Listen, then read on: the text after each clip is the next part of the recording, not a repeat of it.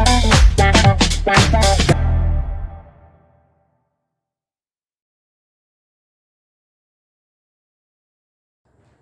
students, light, reflection and refraction, part 9. So here we will discuss about uses of convex mirror. So it is used as a rear view wing mirrors in vehicles. Vehicles में जो दो side में mirror लगे रहते हैं उसमें इसका use होता है. आपने देखा होगा जब आप ड्राइव करते हो तो साइड से आप पीछे से आ रही गाड़ियों को देखते हो, तो it helps the driver to see traffic behind him और हर. जो भी ड्राइव कर रहा है तो पीछे से जो ट्रैफिक आ रहा है उसको देखने में कॉन्वेक्स मिरर मदद करता है. तो क्वेश्चन अराइज होता है कि why convex mirrors are used as rear view mirrors. तो हम कॉन्वेक्स मिरर को ही क्यों यूज करते हैं? पहली चीज, अगर हम पीछे से आ रही गाड़ियों का क्या देखेंगे को देखना चाहेंगे तो हम इरेक्ट इमेज चाहेंगे, मतलब सीधी इमेज होनी चाहिए. उल्टी दिखेगी तो हम कंफ्यूज हो सकते हैं. तो हमको सीधी इमेज चाहिए, तो सीधी इमेज के लिए हम कौन सा मिरर यूज करेंगे? एक कंडीशन है जिसमें क्या होता है, कॉनकेव मिरर भी सीधी इमेज बनाता है, वर्चुअल इमेज बनाता है. जब क्या होता है, जब ऑब्जेक्ट बहुत ज़्यादा पास होता है किसके? मिरर के. तो मतलब पोल और फोकस के बीच में जब ऑब्जेक्ट होता है तब वो बनाता है और बड़ी इमेज बनाता है, वो इनलार्ज्ड इमेज बनाता है. तो वो एक या दो कैप्चर कर पाएगा. और दूसरी चीज़ क्या, थोड़ी दूर पे आ रही गाड़ियों को वो कैप्चर नहीं कर पाएगा कि उसकी इमेज वो इरेक्ट नहीं बनाएगा, उसकी इमेज क्या हो जाएगी? उल्टी हो जाएगी. इसलिए किसको यूज किया जाता है? कॉनकेव ना लेके कॉन्वेक्स मिरर यूज किया जाता है. First cause is it gives erect image, first condition. दो डिमिनिश्ड, हालांकि वो डिमिनिश्ड रहती है, थोड़ी छोटी रहती है, लेकिन क्या है, image they have a wider field of view as they are curved outward. क्योंकि ये क्या होते हैं? आउटवर्ड कर्व्ड रहते हैं. इनकी पॉलिश्ड एरिया बैक साइड हो गया, इसी को हम कॉन्वेक्स कहते हैं ना. तो क्योंकि ये क्या क्या रहता है, बोला इसने क्वेश्चन में कि ये आउटवर्ड कर्व्ड रहते हैं, मतलब बाहर को खुले हुए रहते हैं. तो इस पूरे एरिया में क्या होंगे? गाड़ी की पिक्चर बन जाएगी. इस पूरे एरिया में इतना बड़ा एरिया मिल जाता है इसको. और क्योंकि ये डिमिनिश्ड इमेज बनाता है तो पीछे से आ रही बहुत सारी गाड़ियों को कैप्चर कर लेता है, तो ड्राइवर को ईजी हो जाता है पहचानना. इसलिए हम कॉन्वेक्स मिरर यूज करते हैं, कॉनकेव मिरर नहीं. कॉनकेव मिरर में एक तो इनलार्ज इमेज बनती है, दूसरा जब बिल्कुल पोल और फोकस के बीच में गाड़ी होगी तभी वो कैप्चर कर पाएगा, नहीं तो वो क्या करेगा? इन्वर्टेड इमेज यानी कि उल्टी इमेज कैप्चर करेगा.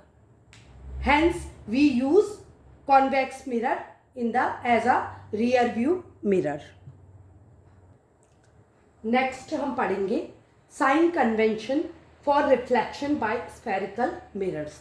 तो इसमें भी हम साइन का यूज करते हैं. तो साइन का यूज कैसे करेंगे? तो उसके लिए मैं सबसे पहले आपको, आप जब छोटी क्लासेस में मैथ्स पढ़े तो सबसे पहले आपने क्या सीखा? एक हॉरिजॉन्टल लाइन ले लिया आपने, आप इसके मिड पॉइंट को 0 और 0 के इस साइड के नंबर्स को क्या कहते हो? पॉजिटिव, और इस साइड के नेगेटिव, इसको x डैश मानते हो. Is it clear to you? ठीक है, आपने ये सीखा था. कब सीखा था? जब आपने मैथ्स में इंटीजर्स पढ़े थे. तो इंटीजर में आप इसको ओरिजिन मानते हो, इज इट? उसके बाद आपने 9th क्लास में कार्टेशियन प्लेन सीखा था. कार्टेशियन प्लेन क्या करता है? एक वर्टिकल लाइन भी रिप्रेजेंट करता है, मतलब वाई एक्सेस को भी प्रेजेंट करता है, जिसमें एक होता है वाई और एक होता है वाई डैश. वाई जो होता है वो पॉजिटिव होता है और वाई डैश नेगेटिव होता है. ठीक है, तो ये आपने एक कार्टेशियन प्लेन सीखा था. अब इसको यहाँ पर को हम मिरर में भी हम साइन कन्वेंशन सीखेंगे. मैंने आपको बताया था कि जब भी हम स्टडी करेंगे इमेज को तो हमारी पूरी बुक में एनसीईआरटी के हम क्या करेंगे? ऑब्जेक्ट को लेफ्ट हैंड साइड में रखेंगे. तो ऑब्जेक्ट को मैं लेफ्ट हैंड साइड में रखती हूँ और जो रिफ्लेक्टिंग सरफेस है उसको भी कहाँ रखूंगी? उसकी डायरेक्शन किधर को होगी? पॉलिश्ड पार्ट जो होगा वो राइट हैंड साइड में होगा और जो रिफ्लेक्टिंग पार्ट है वो कहाँ होगा? लेफ्ट हैंड साइड में. Sorry, not like this. कैसे बनेगा ये? इसका पोल जो है ओ पे आएगा. सपोज मैंने बनाया ये, मैं इसको अलग से बना के दिखाती हूँ आपको. ये इतना आपको समझ आ गया? X dash y dash. X जो है positive, x dash negative, y positive, then y dash negative show करता है. अब इसके बाद इसको हम मिरर में यूज करेंगे, कैसे यूज करेंगे और कैसे साइन कन्वेंशन सीखेंगे इसको देखिए आप। तो मिरर में हम क्या करेंगे, पहले एक मिरर बना लिया हमने,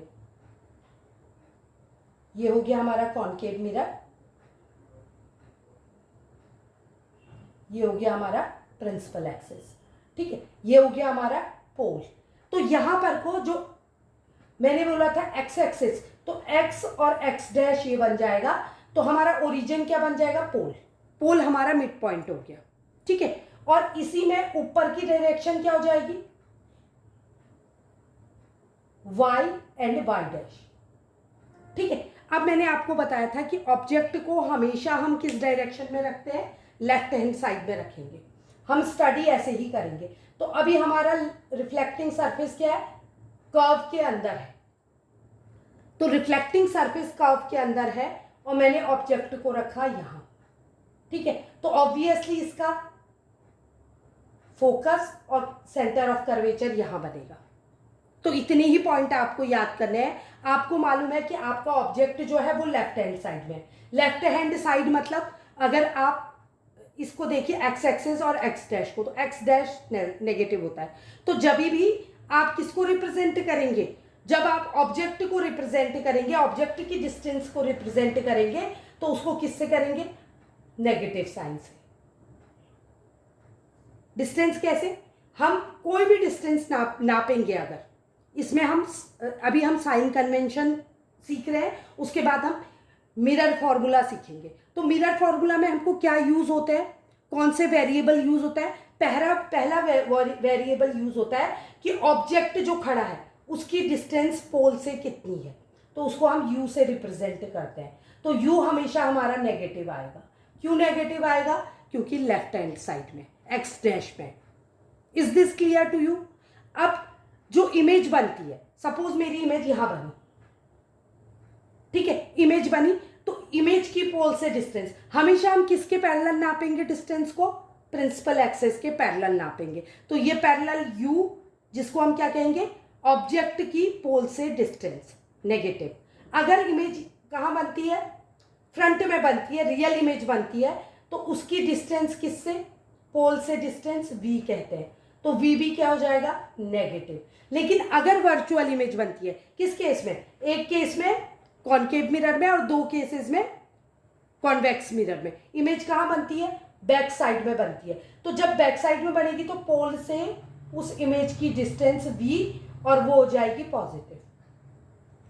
तो अगर राइट साइड में इमेज बनती है तो पॉजिटिव, लेफ्ट साइड में इमेज बनती है तो नेगेटिव। और ऑब्जेक्ट की डिस्टेंस हमेशा क्या रहेगी, नेगेटिव रहेगी, क्योंकि हमने एट द बिगनिंग पढ़ा था कि ऑब्जेक्ट हमेशा लेफ्ट हैंड साइड में रखेंगे और रिफ्लेक्टिंग सरफेस हमेशा लेफ्ट हैंड साइड में रहेगा। और फोकल, एक और चीज होती है, फोकस से पोल के बीच की दूरी को हम फोकल लेंथ कहते हैं। और फोकल लेंथ भी हमारी क्या होगी, कॉनकेव में क्या होगी, हमेशा नेगेटिव होगी। क्यों नेगेटिव होगी, लेफ्ट हैंड साइड में रहता है।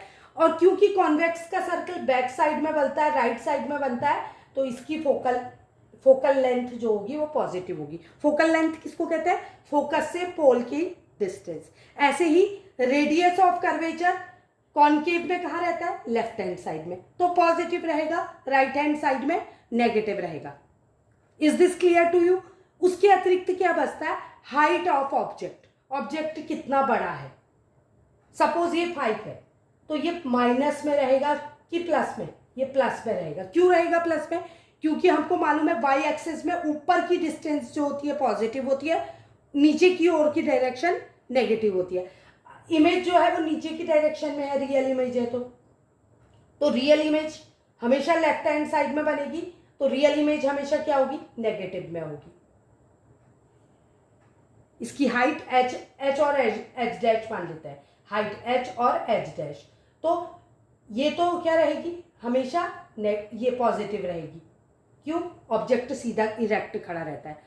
और h डैश क्या होगी, अगर रियल बनेगी तो कैसी रहेगी, नेगेटिव रहेगी, और वर्चुअल बनेगी तो पॉजिटिव रहेगी। क्यों, वाई एक्सिस में खड़ी रहेगी। क्यों, ऊपर की डिस्टेंस पॉजिटिव और नीचे की डिस्टेंस नेगेटिव रहती है। तो इसको कैसे स्टडी करते हैं हम, हाइट को वाई एक्सिस के पैरेलल स्टडी करते हैं। तो अप साइड में होगा तो पॉजिटिव, नीचे नेगेटिव।